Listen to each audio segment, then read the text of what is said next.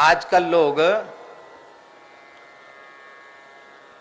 अगरबत्ती बाजार से खरीद लाते हैं।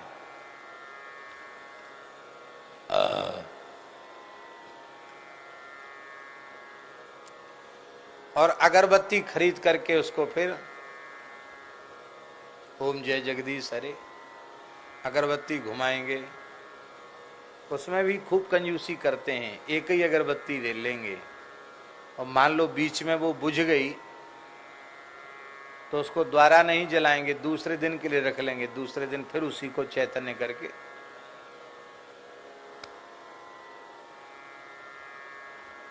सुख संपत्ति घर आवे, सुख संपत्ति घर आवे, कष्ट मिटे तन का, जय जगदीश हरे।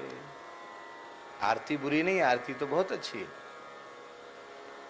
पर हमारे धर्म शास्त्र के अनुसार बांस को जलाना अत्यंत निषिद्ध है। बांस जलाने वाले का वंश उन्नत नहीं होता, निर्मूल हो जाता है। बांस जलाना मना है। और जितनी भी तिल्लियां हैं जो काढ़ी बनती है ना, धूप बत्ती, वो सब बांस की होती हैं। इसलिए ये अगरबत्ती बनाना और इसमें तरह तरह के घातक केमिकल मिलाना, उटपटांग चीजों का मिश्रण करके हिंदुओं को धर्म भ्रष्ट करना, ये साजिश है। इसलिए हमारी मानो तो बाजारों की अगरबत्तियां भगवान की पूजा में प्रयोग नहीं करनी चाहिए।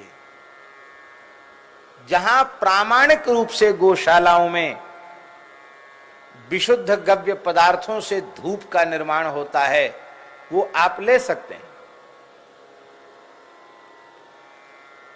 और मान लो आपका उसमें भी कोई संदेह आपको लगता हो, तो शास्त्रों में अपने घर के ठाकुर सेवा के लिए धूप बनाने की विधि दी है। इतने प्रकार की चीजें आप मिलाएंगे तो सुंदर धूप बन जाएगी। बोलो भक्त वत्सल भगवान की जय। देवदारू,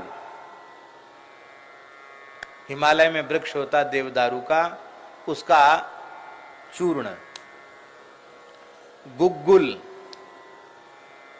ये धूप के द्रव्य हैं। गुग्गुल, गौ माता का एक नाम क्या है? गुग्गुल गंधा। क्या नाम है? गुग्गुल गंधा। आप देशी गाय को थोड़ी देर खुजोरा करो, थोड़ी देर बाद अपने हाथ को सूंघो तो आपके हाथ में गुग्गुल की सुगंध आ जाएगी। इनके श्रीअंग से गुग्गुल धूप की सुगंध आती है। इनका नाम गुग्गुल गंधा है। और ये देसी गाय में ही आएगी, वेद लक्षणा गाय में, जर्सी वर्सी में नहीं आती।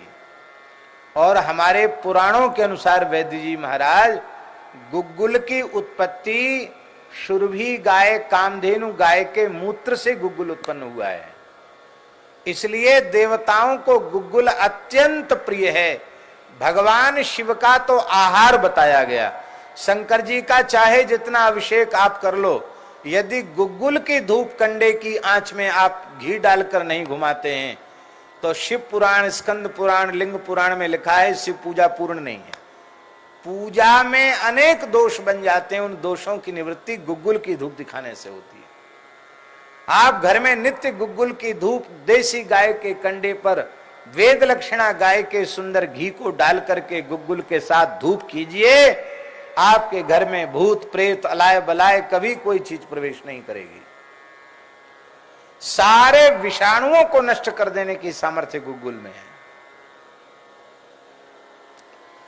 तो धूप का एक द्रव्य है देवदारू, दूसरा है गुग्गुल, तीसरा है कपूर, चौथा है अगरू,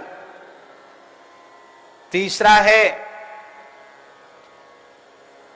देवदारू, गुग्गुल, कपूर, अगर, पांचवा है तगर, छठा है घी और सातवां है गुड़।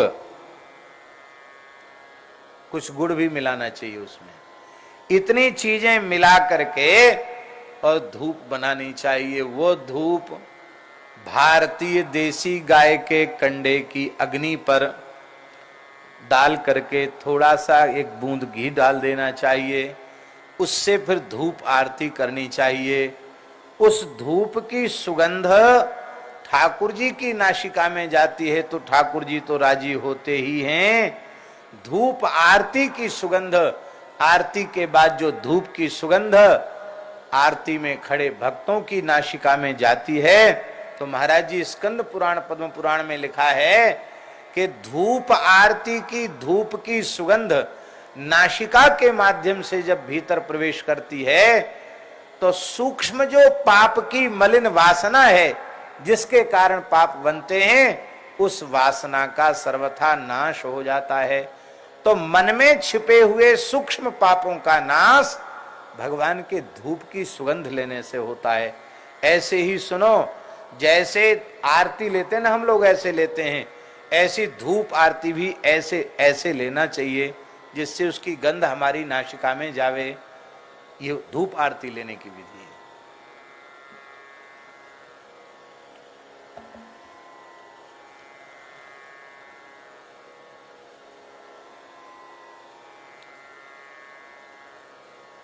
कुवासना नष्ट हो जाएगी और प्रेम की वासना जागृत हो जाएगी। ये जो भीतर वाले ठाकुर जी को धूप दान है, इसमें देव दारू वगैरह कौन है? तो क्षमा, दया, समता, शांति, यही सब धूप की वस्तुएं हैं। इन्हीं को जला करके आपको भगवान की धूप आरती करनी है और संतोष रूपी अग्नि पर ये धूप रखना है और भगवान सब में व्याप्त हैं, इस प्रकार की भावना से इस आरती को उतारना है। ये धूप से सुगंध उत्पन्न होती है, इससे प्रेम की भाव की सुगंध जगेगी, दुर्वासना का नाश हो जाएगा।